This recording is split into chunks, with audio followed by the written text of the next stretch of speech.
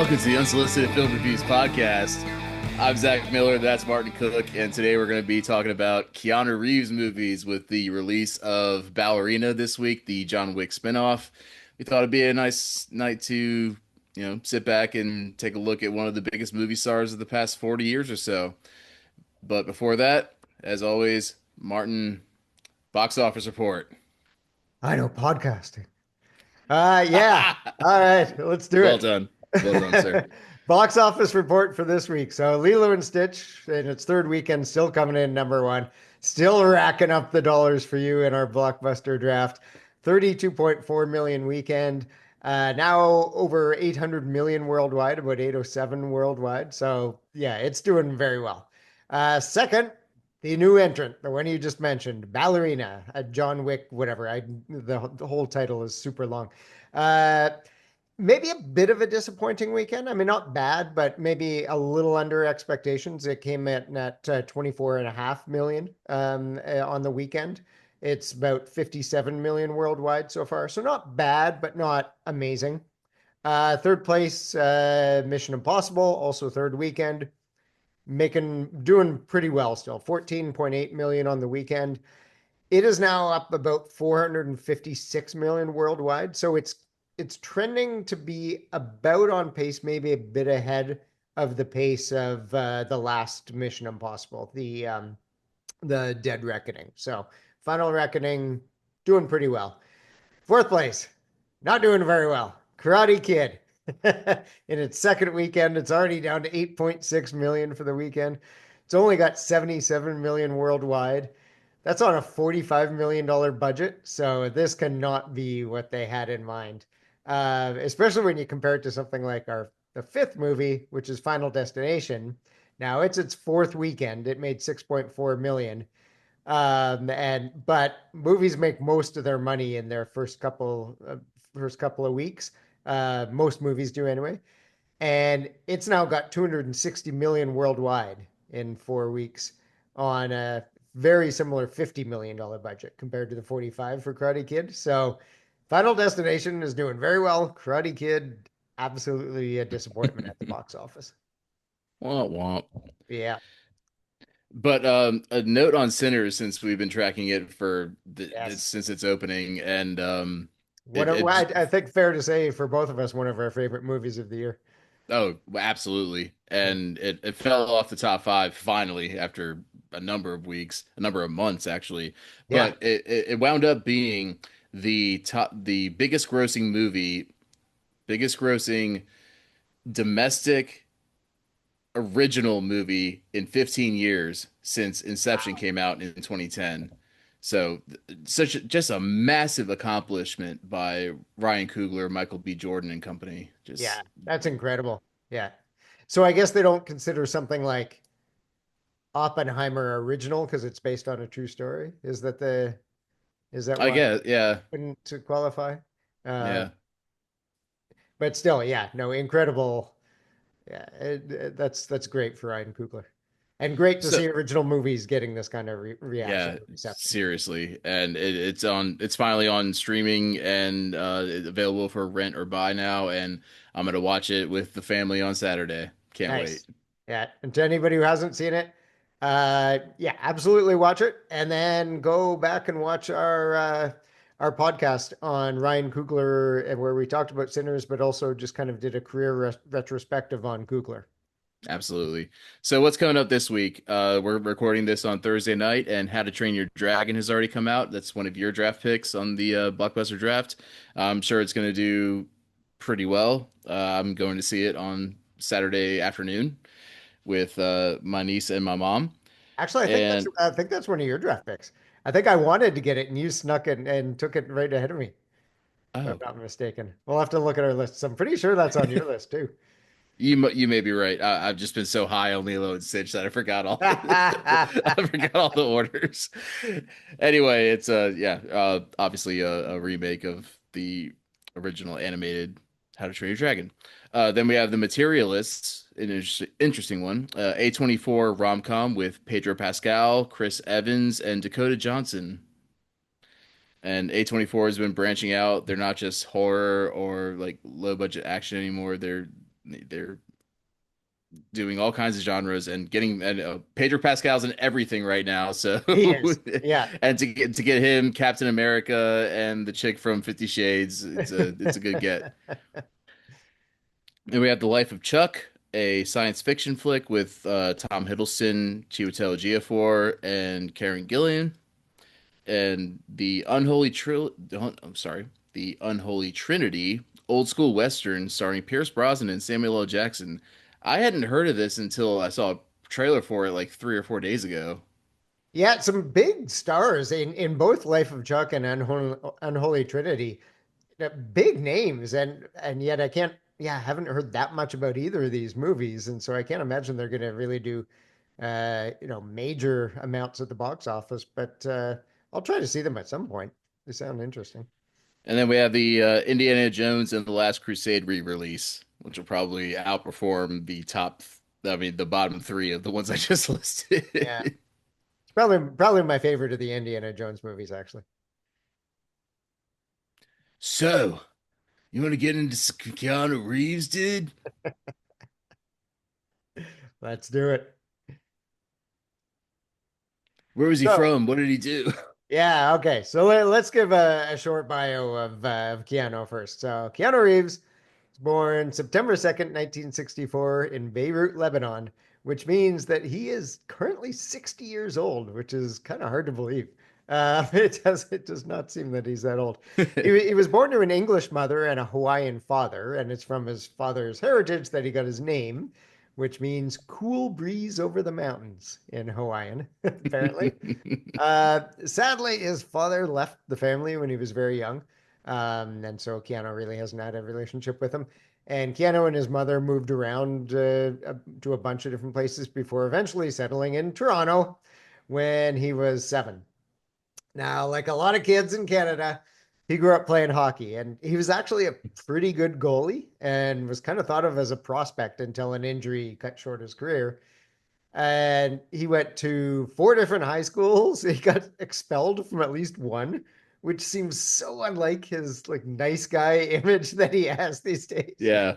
Um, but he decided he wanted to be an actor when he was about 15, and he eventually dropped out of high school when he was 17. His first acting credit was in a Canadian TV show called Hangin' In, which I've never heard of. Um, and when he was about 20, he used his dad's nationality to get a green card and moved to Hollywood. And his first feature film was Youngblood in 1986. Now, we're going to talk about a lot of his different movies, so I'm not going to go through a big filmography right now. In terms of family life, he has 3 younger sisters, one full sister and 2 half sisters. He's never been married, kind of famously, and doesn't have any children. Although he did sadly have a bit of a tragic relationship with actress Jennifer Syme in the late 90s. They had a stillborn child, and then about 2 years later, she was killed in a car accident. So, kind of a sad time in his life. Um, but getting away from the sad stuff, Keanu, in addition to acting, he's got lots of passions, lots of interests, like a lot of us. So the 2 things he's famously passionate about: one, he's an avid motorcyclist. He even formed a custom motorcycle company in 2011 called Arch. I don't think I've ever actually seen one of these motorcycles on there. I mean, they probably only sell a few of them. They're probably a specialty item, but it'd be cool to see one of those. And he's also a musician. He co-founded and was the bassist for a band called Dogstar for about 2 decades. Now, I don't think I had ever actually heard Dogstar until doing a little bit of research for this, so I threw it on Spotify, and it's all right. It's kind of typical, like early 2000s alternative rock, I guess you could call it. I don't know. There wasn't anything particularly interesting about it, unfortunately, which is maybe why Dogstar has never really hit it all that big. But let's talk about Keanu the person too, because Keanu is widely recognized as one of the most down to earth, nicest guys in Hollywood. Like, there's never even been a hint of a scandal around him. Um, he donates tons of money to charities, And after one of his sisters was diagnosed with leukemia, cancer research has been a major focus for him. He's also seen as one of the most respectful men in Hollywood towards women, especially for a guy who's, basically been single for a lot of his career. The famous image of him with women is, I'm gonna put up one of these right here, is of him like, you know, keeping his hand, not touching women as he's Yeah, posing yeah. for photographs. Like even, when the incredibly hot girls who obviously would love to have that, he's like always very respectful. Um, and one final anecdote, just to illustrate how nice of a guy he apparently is. So this is one that some people have probably heard before. In 2011, sorry, 2019, he's flying from San Francisco to Burbank when the flight was forced to make an emergency landing in Bakersfield in California. And so, with no easy way to get to the destination, Burbank, Keanu steps up and organizes a bus for all the passengers and then helps keep everybody entertained on the 100-mile journey by, using his Spotify and playing DJ and keeping and, chatting with everybody and making sure everybody's having a good time in the stressful situation. And it seems like just a normal thing, but that's just not something that very many famous kind of aloof actors would do. And As so long as that that, bus doesn't go below 50. yeah, exactly. Yeah. Yeah. Hopefully, it wasn't, yeah, speeding around and jumping off of uh, ramps that haven't been finished on that bus ride to Burbank. But anyway, just a perfect illustration of the kind of stories that float around about Keanu Reeves and just how much of a nice and down to earth guy he is. Yeah, I actually saw Dogstar at the Whisky a go-go Oh, no way. and Okay. yeah, in probably 2012. I don't know. I saw him one time at the Whisky and yeah, didn't get like a meet and greet or anything, but yeah, they were an okay band, but whatever. And Yeah.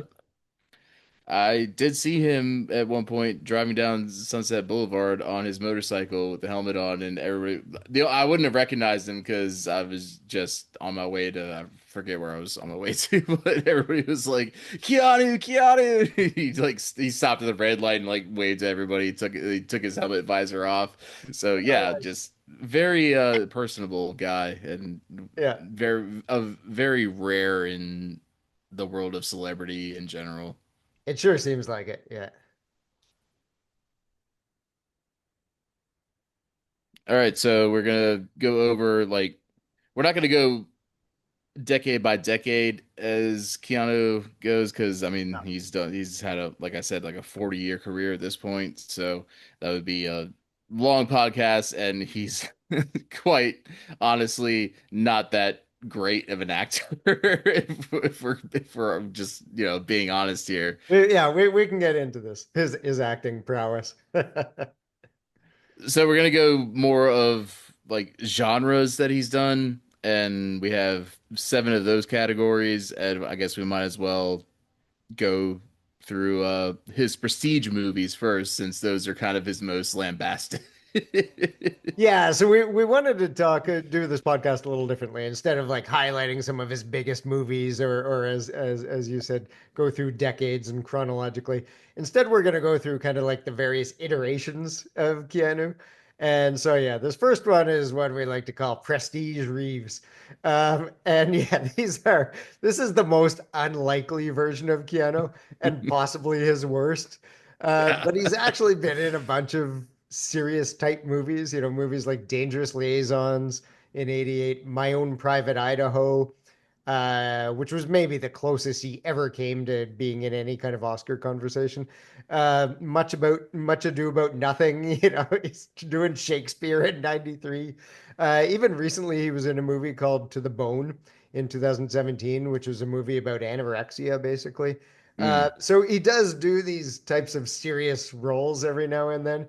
Um, what it's going to be interesting to go through these different iterations of Keanu and see if he tries to do anything different in any of them. I think the hallmark of these kind of movies is him putting on his serious face. Mm. Which in this case basically means emoting the least amount possible, which, says a lot for Keanu because he doesn't emote much to begin with. Um, but in these movies, he's just very, very kind of, oh, I'm taking this all very seriously. Nobody laugh. And yeah, it just does not seem like him. And none of these roles, I think, have ever really worked, unfortunately. Yeah, like just going through like liaisons, he works with John Malkovich, Glenn Close, Michelle Pfeiffer, My Private Idaho, directed by Gus Van Sant. Much Ado, directed and starring Kenneth Branagh. He works with Denzel and Michael Keaton. He's constantly surrounded by the most talented people in this industry, Yeah. whether it be filmmakers or actors. And I've never seen To the Bone, but it's Lily Collins and it has 100% on Rotten Tomatoes. So I mean, Wow. Okay. he Yeah, is I haven't actually seen that one either. yeah, he's managed to have one of the most decorated careers without actually being decorated in his own right. He's just kind of that guy that slips in there. And I mean, I get it from a studio standpoint. Like, okay, he's the hot guy right now. You want to shovel him in, and we'll get to that as we go through this entire podcast. But it's Yeah. just like he's always like kind of there. Yes. Yeah.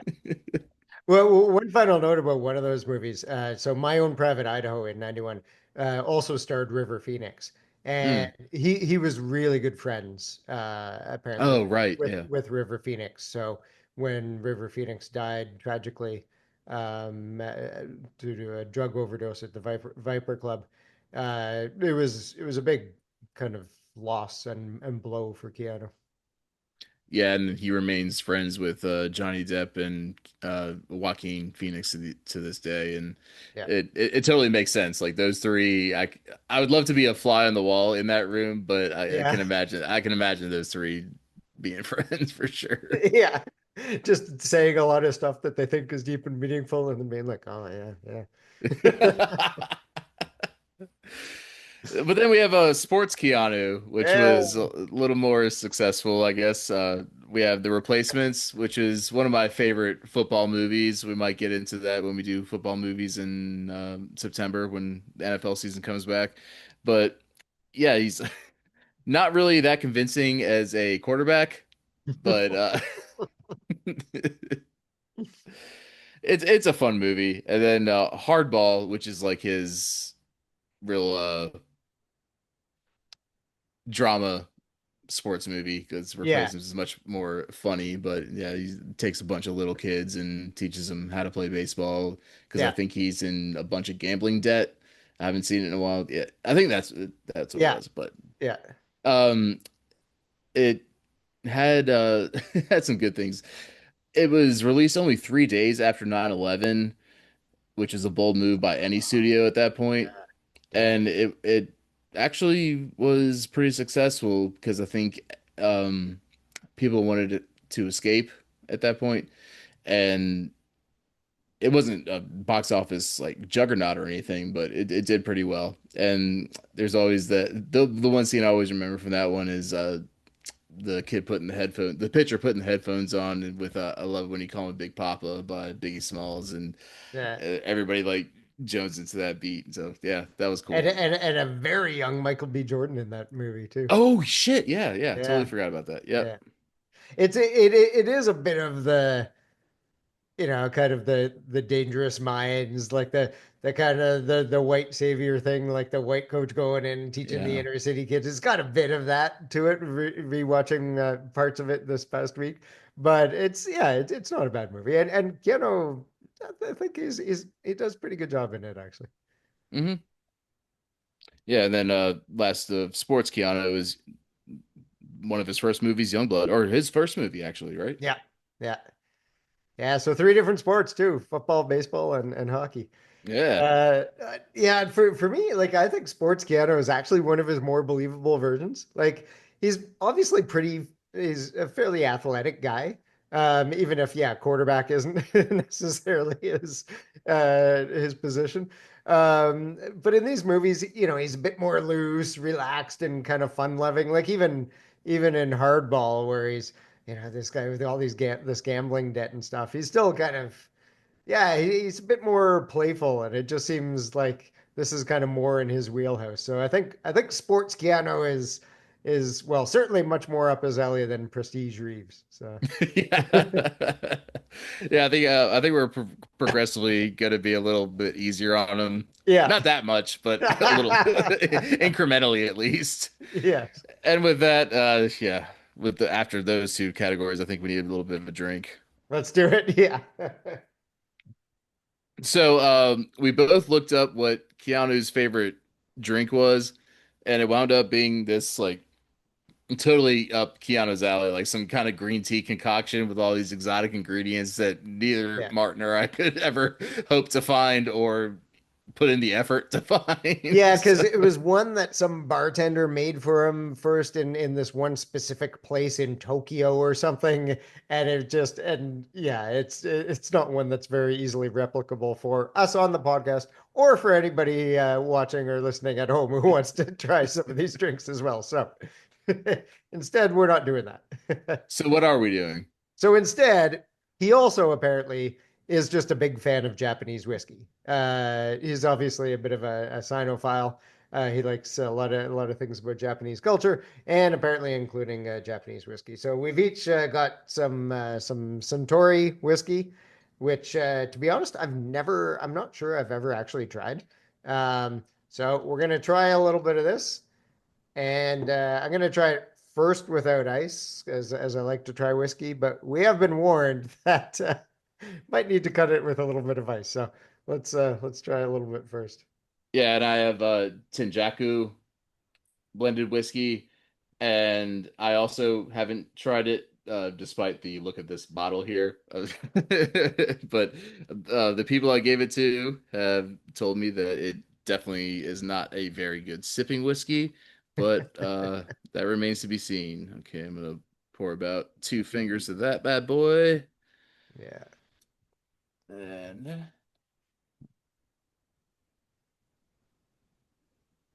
Hmm. All right. Bottoms oh. up. Well, not bottoms up, but let's sip this. We're not going to just shoot it. Here we go. Let's try See you this. next time. Yeah, exactly.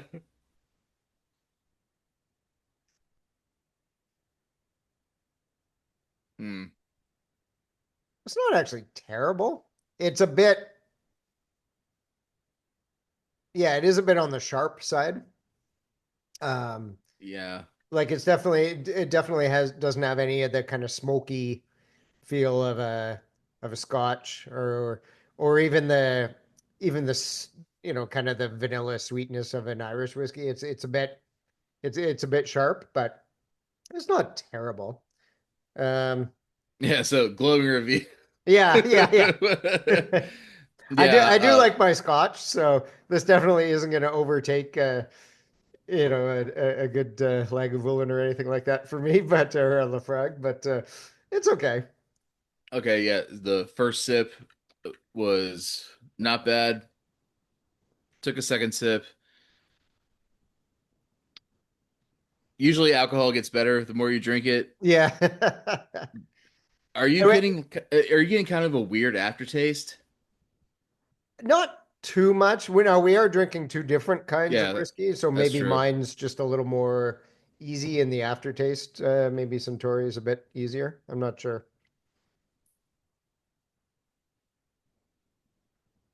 It's not necessarily a bad aftertaste, it's just different from Right. whiskeys I've had before. Yeah. You know, like yeah.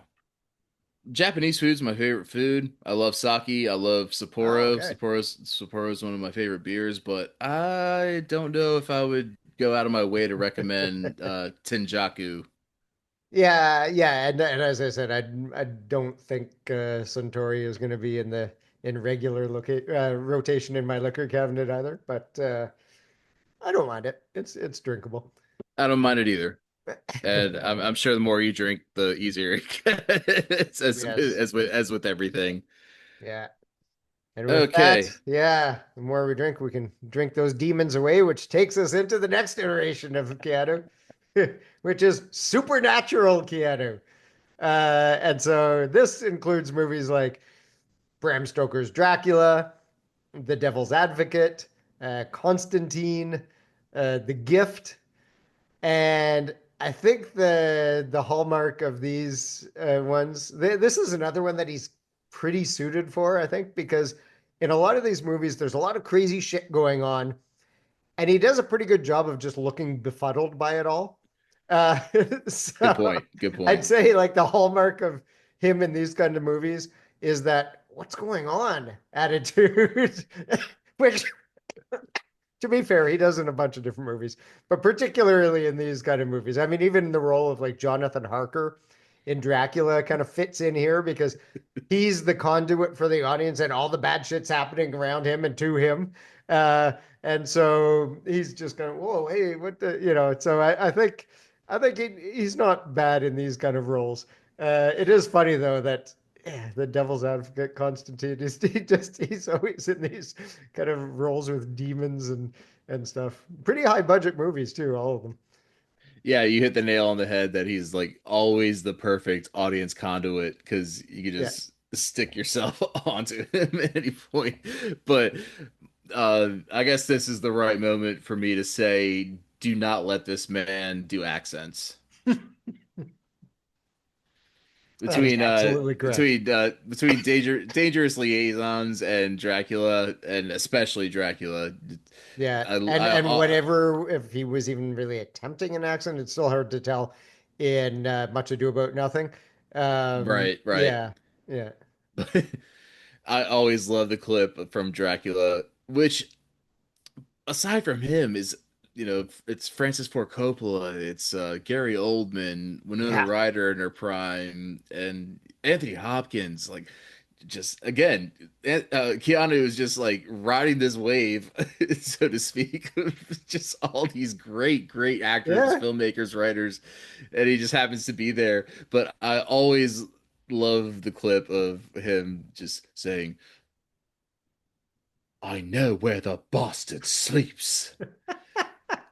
And honestly, that accent was probably better than what he did. 'Cause Probably, probably. Yeah. Well, yeah, just yeah. go ahead. One funny note about Dracula. So obviously, yeah, he's working with Winona Ryder, and they've been friends for basically their entire careers. Um, And although apparently never actually dated, a lot of people thought they dated. Apparently they never did. But a couple of years ago, they came to the realization that they may actually kind of be married. Because I guess, well, I mean, not really. They didn't sign any contracts or anything. But in the filming of that movie, Francis Ford Coppola actually used real a real Romanian priest to do the wedding ceremony. And so I guess when they were hanging out a couple of years ago, and Winona Ryder and him were talking, and Winona Ryder mentioned it, and they were like, "Oh, wait a minute, maybe we actually are kind of married in the eyes of God, or in the Romanian church, or something," which is kind of funny. Yeah, I remember hearing that fact a couple years ago, but I totally forgot. But yeah, that's a good point. Yeah, no wonder Johnny Depp was a little pissed off. Yeah, And then yeah, Devil's Advocate was like just a great meeting point between Keanu and Al Pacino, where yeah, they were both in like different parts of their career, and just another highly entertaining movie, but yeah, no, not a lot of substance behind it, even though it tries to be this grandiose, like yeah. very He's an like deep. absentee landlord. That's the one line I always remember. I rewatched actually a lot of that movie in advance of this, and yeah, that line always kills me. And yeah, Constantine, one of the first like successful comic book movies, and they're in talks to do a Right. sequel, I think. But Oh wow. Okay. another angel devil thing that tried to be a lot deeper than it actually was. Yes. Yeah. So then we have what Martin dubbed Goofy Keanu, which I think is a good headline. So in this category, we have the Bill and Ted series from 1989 to 2020. Toy Story 4 in 2019, the SpongeBob movie, Sponge on the Run in 2020, and Always Be My Maybe, shit, what are they? Korean?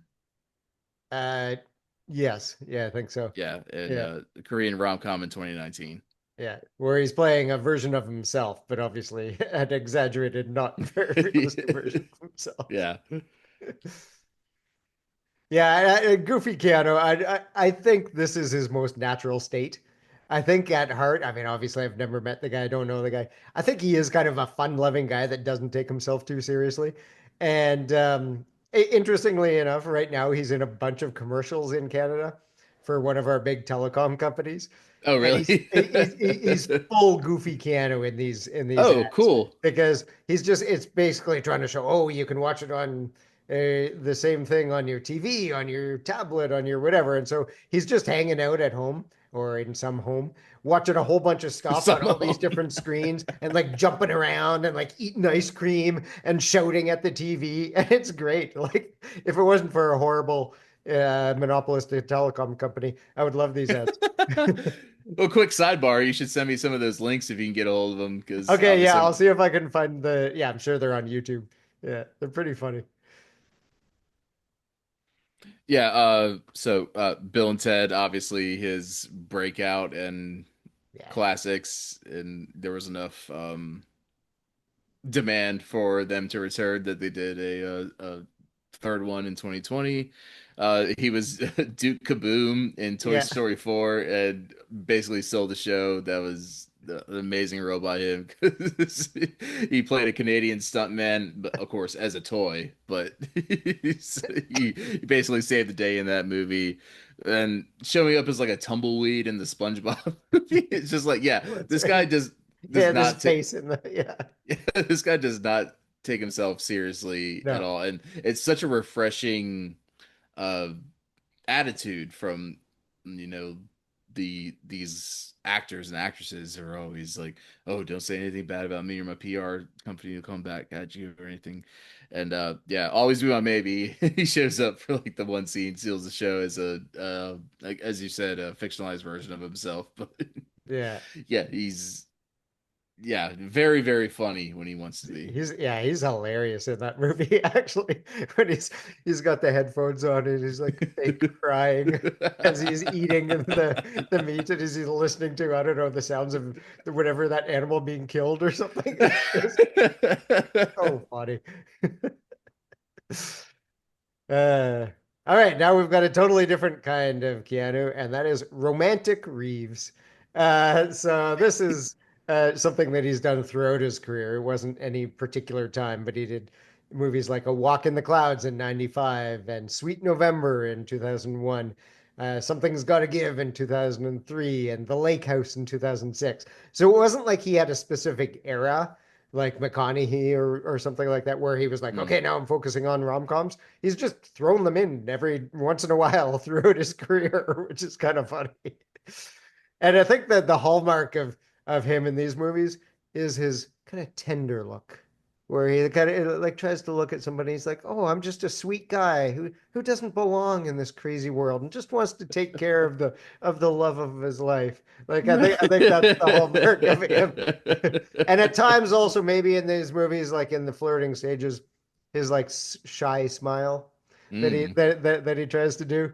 I think those are the two hallmarks of romantic Reeves. Ladies love the shy smile. Yeah, they do.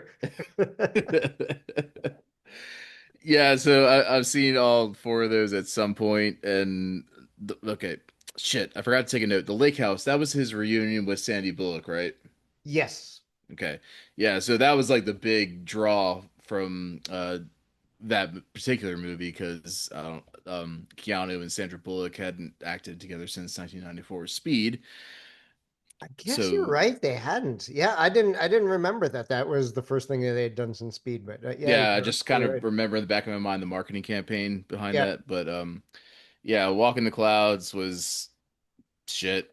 Sweet November, never saw. But Something's Gotta Give. Again, it's the last film where Jack Nicholson was like really charming and Keanu was just kind of the wet blanket ex at that point. But Yeah.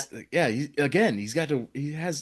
he's worked with like every legend that you could Yeah. possibly work with that was Yeah. still alive, including fucking Jack, like Yeah. the Jack. Exactly.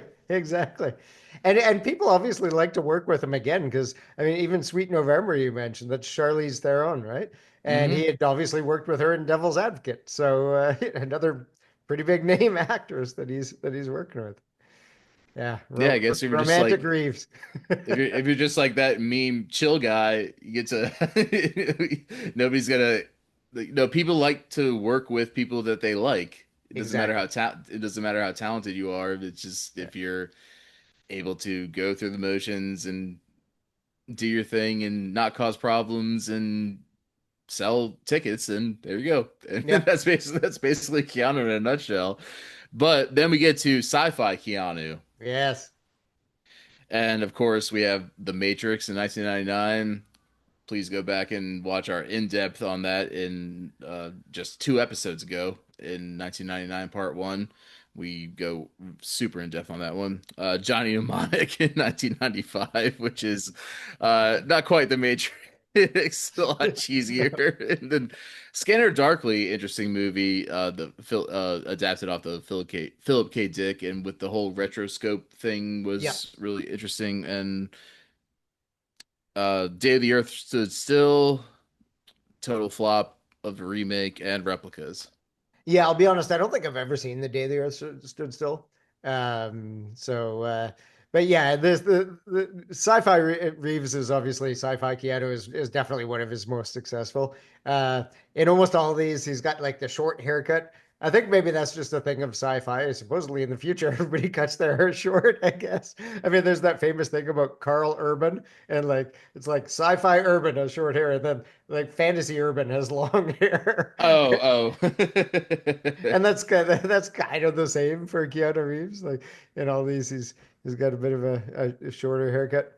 Um, and I think in a way, this is almost a take on the supernatural Keanu, because in a lot of these, he is confused by what's going on. You know, it's the sci-fi world. Yeah. But in this one, in these kind of movies, I find he's more a little bit more stoic and determined than he's like Yeah, well put. yeah. So I think that's the hallmark of sci-fi Keanu.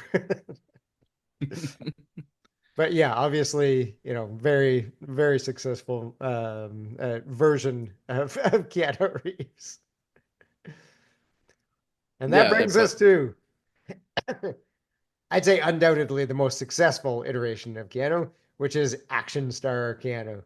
And this includes movies like Point Break, which was really, I mean, after Bill and Ted's, this was his first breakout hit where people realized, oh man, this guy can be a star. He's not just this goofy guy from Bill and Ted's. This Johnny Utah. Johnny Utah, man. Yeah, One this of the was a best huge names in hit. action. Yeah, it's great. And obviously, without Point Break, there would be no Fast and Furious. So Yep, I don't know if yep. that's a good thing or a bad thing. Um, no, I like some of the Fast and Furious movies. Five is still the best. But yeah, Point Break, Speed obviously really launched him to another level. We spoke about Speed in our most watched and listened to episode ever on the movies of 1994. Check that But out if you go haven't. add to that. Yeah, go add to that. Yeah. Or go add to the other ones. I don't know why that one got so many more views than other videos. Um, Chain Reaction, where again, he's with big, great movies. He's with Morgan Freeman in that thing. He keeps acting with incredible people. It's one, And then, yeah. of course, the reason why we're doing this podcast today, the John Wick series, and which has now become a John Wick cinematic universe, basically, which is kind of hard to believe. Includes Ballerina, which just opened this past weekend. I would say the hallmarks of Keanu Reeves in these movies are kind of a controlled anger and frustration that bubbles to the surface at times, although less so in the John Wick movies where it kind of always stays below the surface. Um, in these ones, unlike the sci-fi, he's got wildly different hairstyles and all these.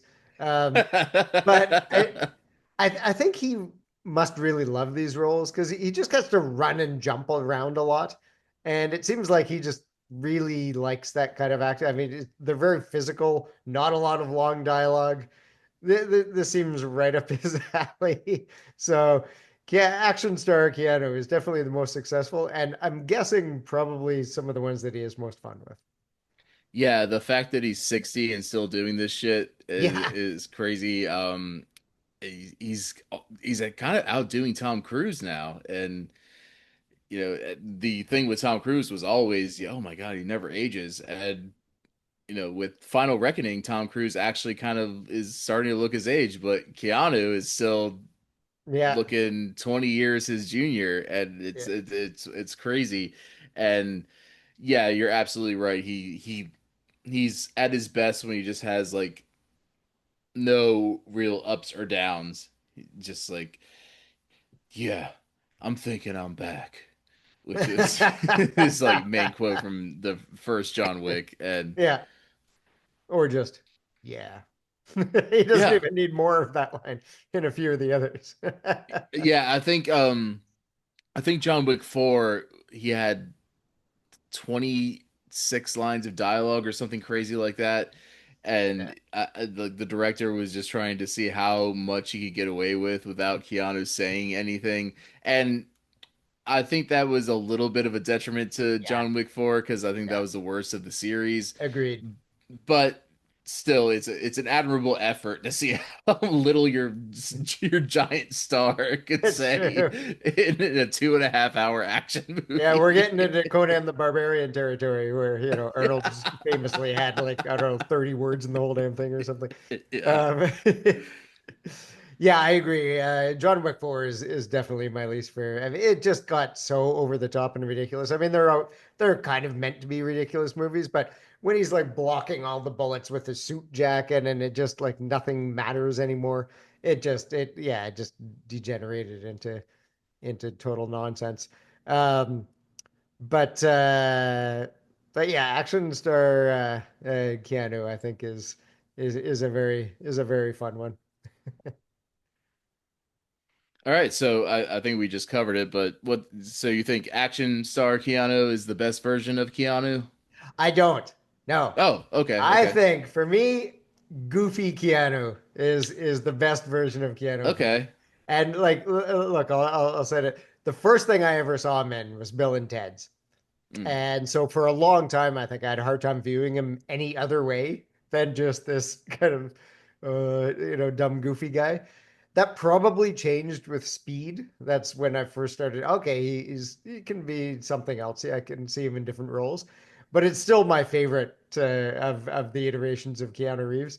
And I said earlier on that I think it's probably his most natural state, and I'm sticking to that. Like I think that comes across in all his goofy roles that this is who Keanu is. Okay, interesting. Yeah. Who's your favorite version? Okay, I agree with you that Goofy Keanu is definitely his most natural state, but I'm also not going to go with action Keanu. I'm going to go with sci-fi Keanu Mm, okay. because the while obviously the Matrix trilogy fell off precipitously after the first one, Yeah.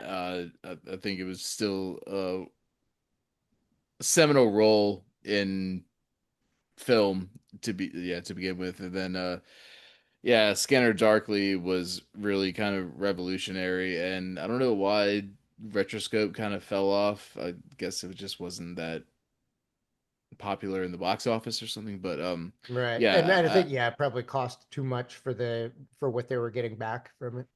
yeah, that makes sense. Action Star Keanu is a close second for me because I didn't like grow up. Like my first Keanu movie was Speed, so I always saw him as an action star. Like Okay. I Okay. didn't see Bill and Ted till years and years later. So, Oh, okay. but yeah, it's definitely sci-fi Keanu for me though. Right. And just in terms of Bill and Ted's, one thing we didn't mention, the fact that they did another one, Bill and Ted Face the Music, that just came out a couple years ago, which was okay, not great.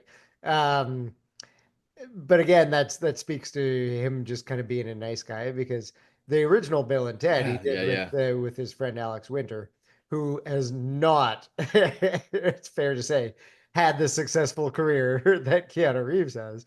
but they've stayed good friends. And Winter's kind of been saying, hey, we should do another Bill and Ted's movie at some point. And look, Keanu did not need to do that.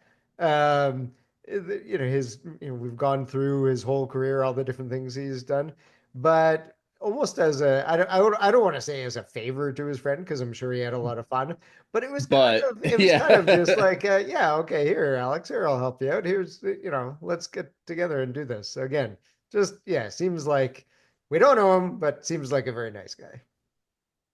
Yeah, and as you said at the top of the show, there's been zero hint of scandal, Yeah. and just he just seems like such a genuine guy. He doesn't do a whole lot of press tours and interviews and stuff like that, but when he does, is just like, oh my God, he's just so sweet.